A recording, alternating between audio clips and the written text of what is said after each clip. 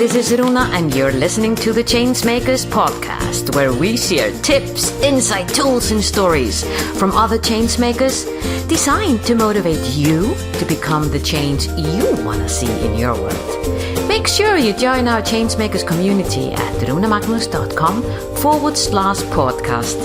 And now, this is your time to sit back, relax and enjoy. Today's episode is sponsored by the No More Boxes World Tour, raising awareness towards the limiting, isolating and divisive boxes human beings consistently place themselves and others into. Boxes such as women are this, men are that, when in fact we come in all types and all forms. The purpose of the No More Boxes tour is to introduce to a global audience the power, value, and impact of a world without boxes. Through our No More Boxes breakthrough events, also known as Breakfast Club, where each event creates a unique and safe space to have non-judgmental and empowering conversation, tackling the most challenging and difficult areas we face in creating a world that is diverse and productive. The mission with the No More Boxes movement is to liberate each individual from the boxes with which limits, isolate, or depower them. The No More Boxes global movement is already shaking the world. And if you want to see a world that is harnessing people's natural talent, leads to human liberation, peace, and happiness, and find out more about the movement and how to set up No More Boxes Breakfast Club or how to sponsor one of our global events, please go to nomoreboxesmovement.com. Now let's go into our guest in this special episode, Gloria Feldt. She is an acclaimed expert on women, power, and leadership with decades of frontline leadership experience, a best-selling author, and in-demand keynote speaker. She is co-founder and president of Take the Lead, whose mission reflects her life's passion to prepare, develop, inspire, and prosper women to take their fair and equal share of leadership position across all sectors by 2025. By providing breakthrough training, mentoring, and coaching role modeling and thought leadership. This signature 50 Women Can Change the World program is an immersive version of her 9 leadership power tools to advance your career, customized by industry for women in early career, mid-career, and executive levels. She is the best-selling author of 4 books. The latest, No Excuses, 9 Ways Women Can Change How We Think About Power, the research for which plus her own real-world knowledge forms the core of Take the Lead programs. She is formerly president and CEO of the world's largest reproductive health and advocacy organization, Planned Parenthood Federation of America. Now, Gloria was named by Vanity Fair one of America's top 200 women leaders, legends, and trailblazers. She's been the glamorous woman of the year. She knows how to inspire women, and not only women, because I can tell you, this episode was really about how the world can be a better world by harnessing our talent and that we as individuals start to harness our own talent, skills, and knowledge. Ladies and gentlemen, I give you Gloria Feldt. Gloria, I can't tell you how excited I am to have you as our guest at the Changemakers podcast. Welcome. Thank you, Runa. And we have been talking back and forth for so many years. I'm extremely delighted and thrilled that we finally have made it right here together, at least on camera. At least on camera, exactly. Yeah, like we're saying before I press the recording button, I mean, yeah, there are maybe oceans between us. I'm located in Iceland at the moment. You're in New York City. That doesn't stop us. And that should not stop us from really connecting with other like-minded people around the world. People that, like yourself, Gloria, really stepping up, showing all of us that it is possible to make a difference in your world. It is possible to stand up for what you believe in and take a certain role in your life that is not only changing your life personally, but also making such a positive influence to so many. I know there are thousands, if not hundreds of thousands or millions of people out there that have listened and been inspired by you. So this is going to be a good one. I want to start by asking you one question. In your talk, I've heard you say one specific sentence that I think is absolutely, just spoke with me. And that was the sentence, power unused is power useless. Oh, thank you, Runa, for flagging that particular comment. And I usually say it, I almost always say it immediately after I have shared with women all the reasons why we already have the power in our hands. Yeah. We have been earning the majority of college degrees, and this is a global statistic, not just the United States. Yeah. We have been earning the majority of college degrees. We're getting educated. We're getting prepared. We buy, and this is again a global statistic, we buy 80 to 85% of all of the consumer goods and services. So we have the power of the purse if we choose to use it. We have the business case now, where every big consulting company from McKinsey on down has found that companies that have more women in their upper leadership, whether it's their boards, their CEO, their executive suite, make more money. It's more profitable to have gender equity in a company than not. So we have all of these things in our favor. We already have the power in our hands, but the message I want to deliver to women is I could tell you how wonderful you are all day long, and it wouldn't make one bit of difference if you don't use that, power in your hand. So that's why I say power unused is power useless. You have a responsibility when you have all of those capabilities. We have the responsibility as women to move ourselves forward and bring other women with us. Oh, yeah, totally that. And that leads me to another observation and a question as well. You see, I couldn't agree with you more.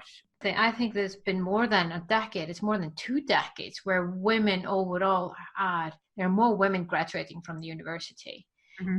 And so the education, that used to be one of the things that the shoulds women had to do to be accepted. Well, you have to get an education. Well, now you have to get it's not only the education, you have to be experienced, no, they're always like the additional. And I can get that you can get really tired of that. But I also see, and now I just have to be really frank, and I don't want to generalize this at all, that this is just women, because I see this with both gender.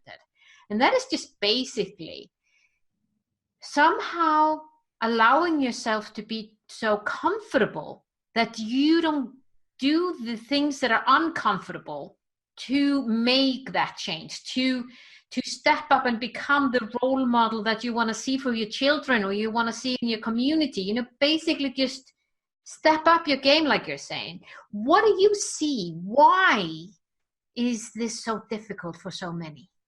Well, I mean, first of all, it's easier. It's easier not to. Yeah, really, if you think about it, yeah. I mean, it's easy to fall back into a comfort level.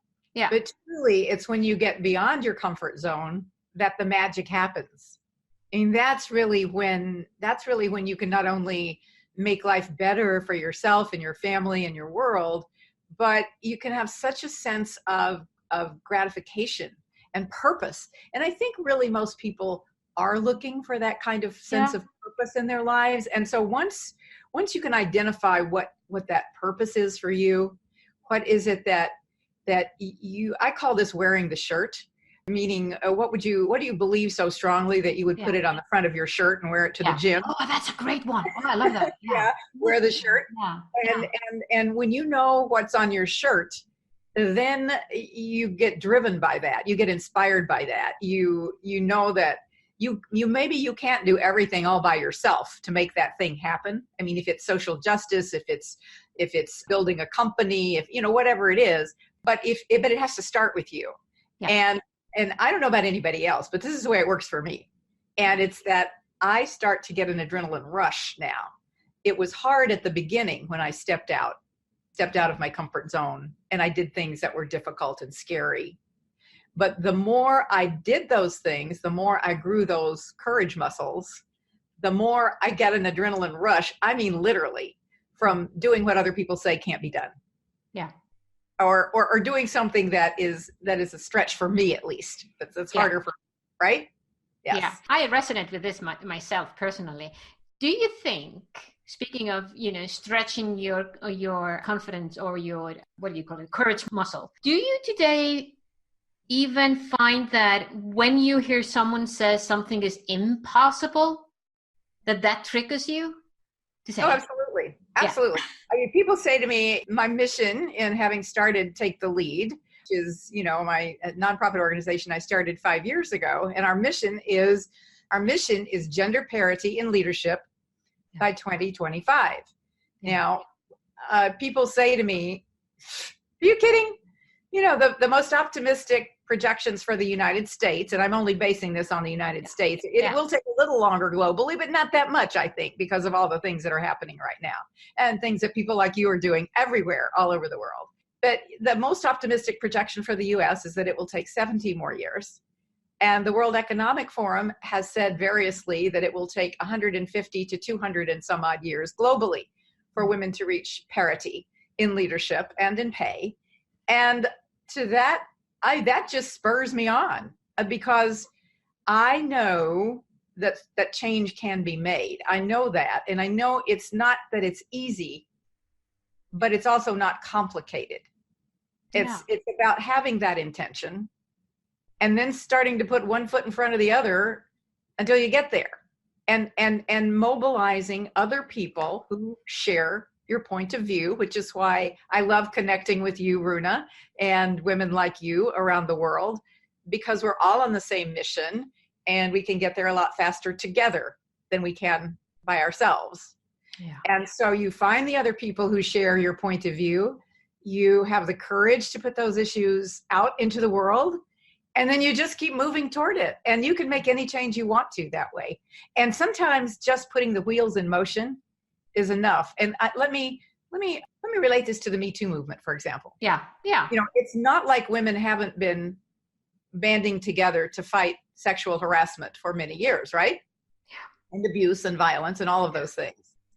But if you're out there doing those things, at some point, something will happen that will be that strategic inflection moment, and it will push you forward in a way you never expected. Mm-hmm. And that's exactly what the Me Too movement has done is, okay, this is a moment. And now it's our job to make sure people understand it. Sexual harassment isn't about sex. It's about power. It's about power. Power.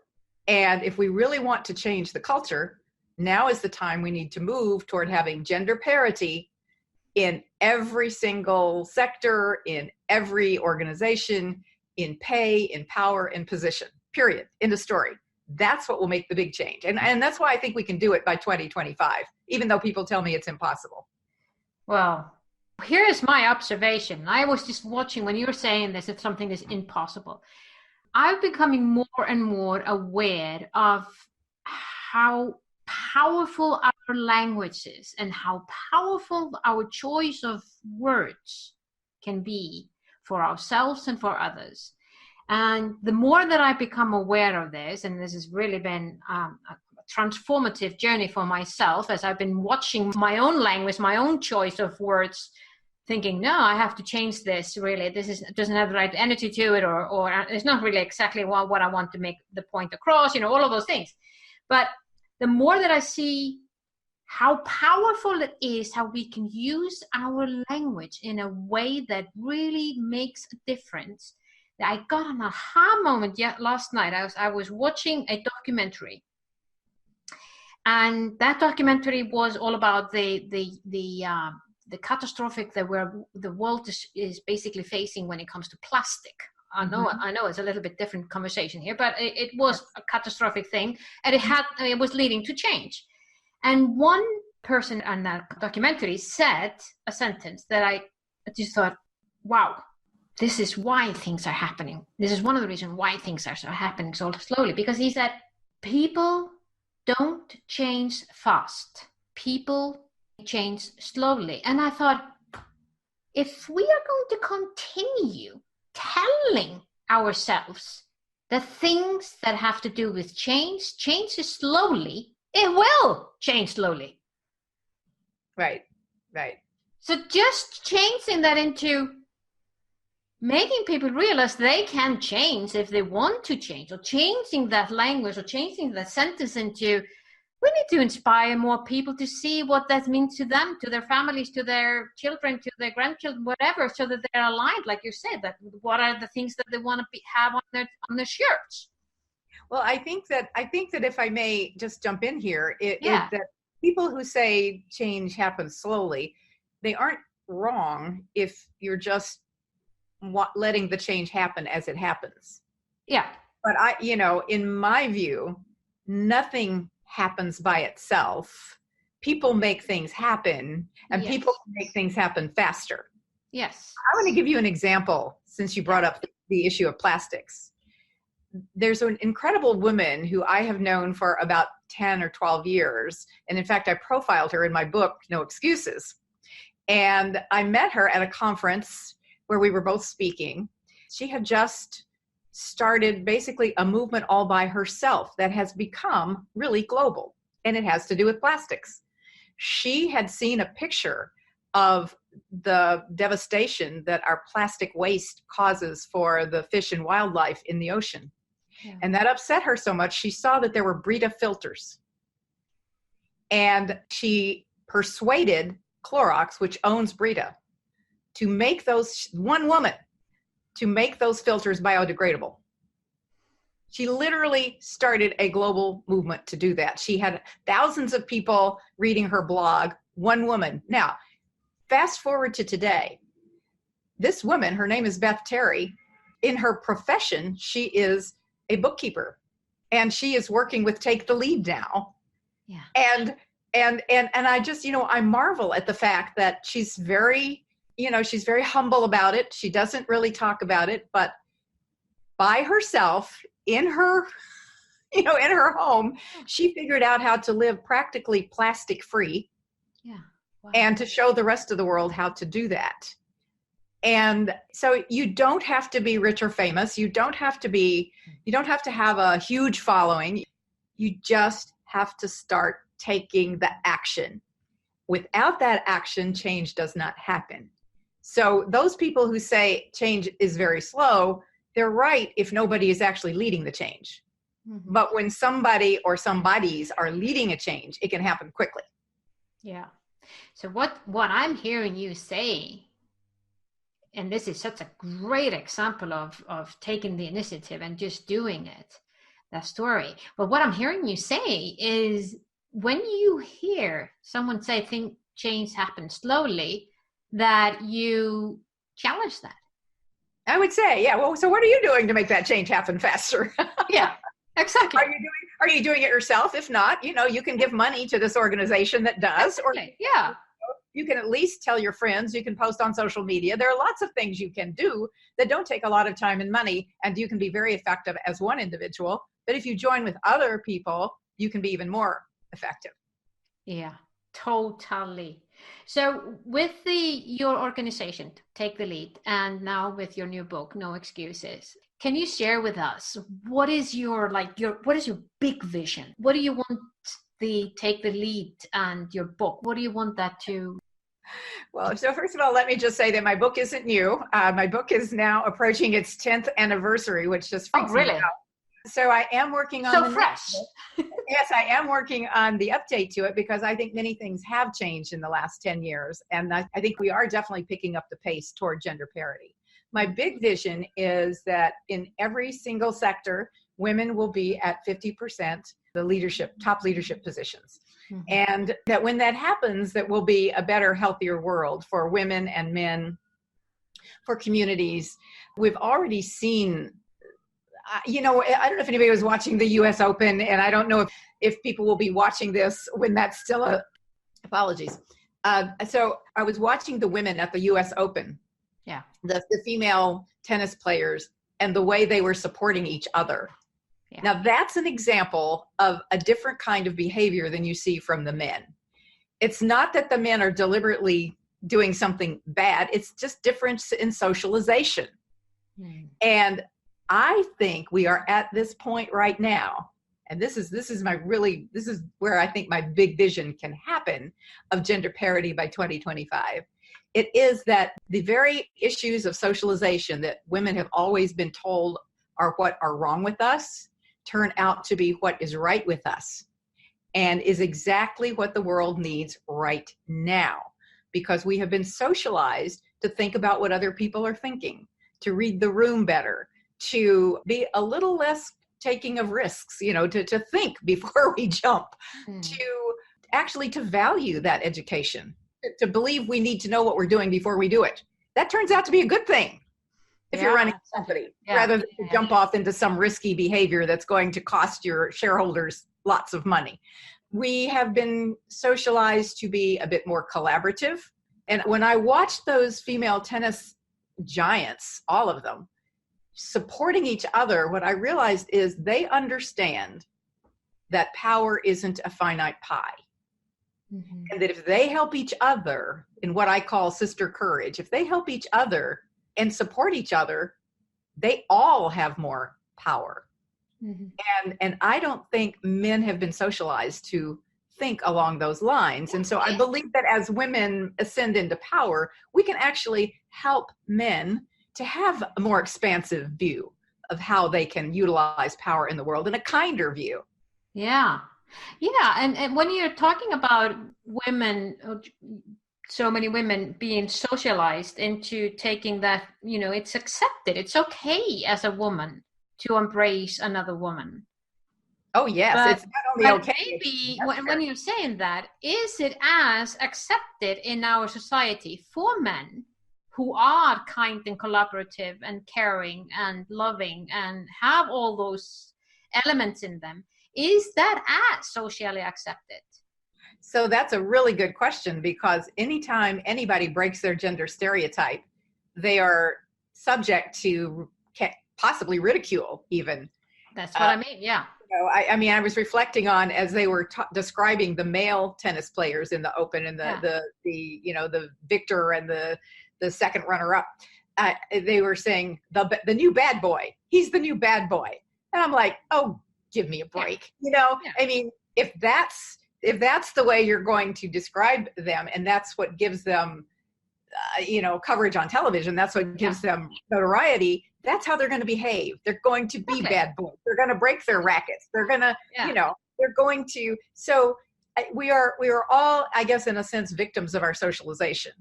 Yeah. And what's valuable about having gender diversity in an organization is that you get a chance to experience both of those lines of socialization. And I think that it enables women to become less risk averse and to be more willing to stand up and speak out. And it also, I think, gives men permission to be more thoughtful and not to feel they have to, be testosterone driven every minute of the day. They can actually let their feelings be shown if they need to. And I think one good example of that is the number of men who now take parental leave when they have children. Yeah. And I know it's still, even in the most feminist of cultures, it's still not 100%. But there are so many more men who are wanting to be part of their children's lives. And I have to say, I think that alone actually will help soften them up a little and enable them to feel their emotions more fully. Yeah, we have that over here in Iceland. We had that for a number of years. No, you're so far ahead of most of the world in Iceland. And just so far ahead. And yes, men are allowed. Personally, in the work that I've been doing, I'm going so much into, I would like to see human beings being accepted for who they are. But that basically, when I'm saying that, I'm indicating that every human being has to take the effort to then get to know who they are. Yeah, so true.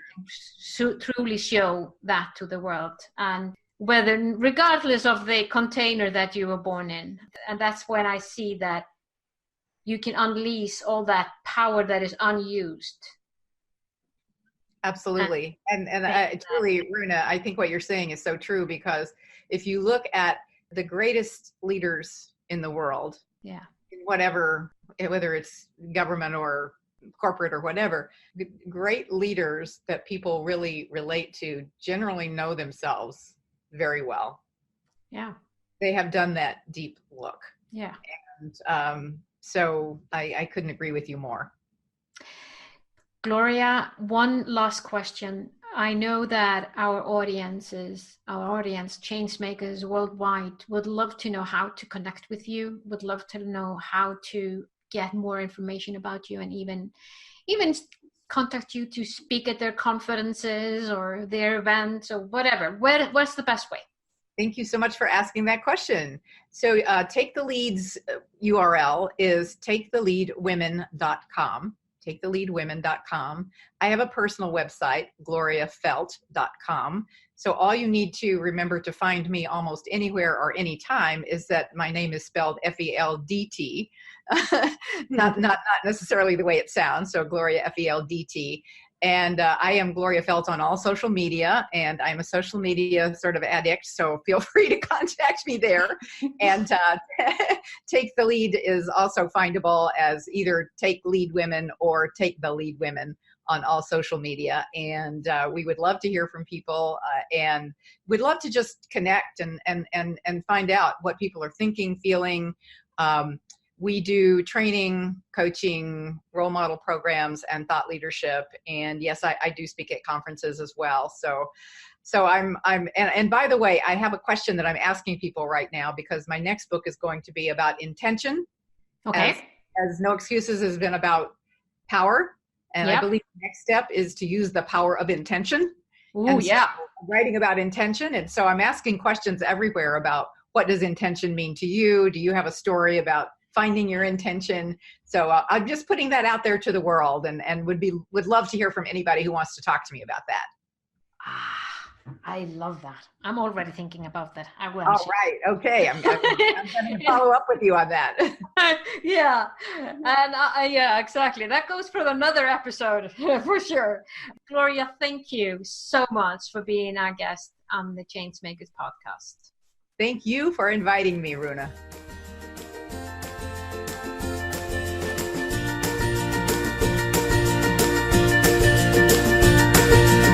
Was this podcast of value for you? I sure hope so.